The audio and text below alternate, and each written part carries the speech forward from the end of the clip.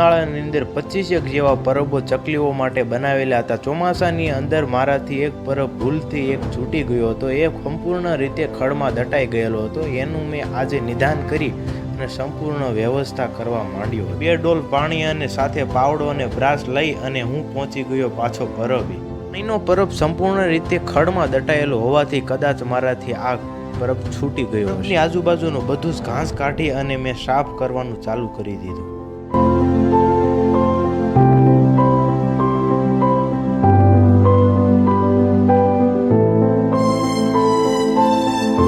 પરબની જગ્યાનું સાફ સફાઈ કરી અને મેં પરબને સૌથી રીતે ગોઠવી પરબ ખાલી હતો એટલા માટે શેવાળ જામી ગયો હતો અને નવું પાણી ઉમેરી અને ચકલીઓ માટે ભરીને તૈયાર કરી નાખ્યું।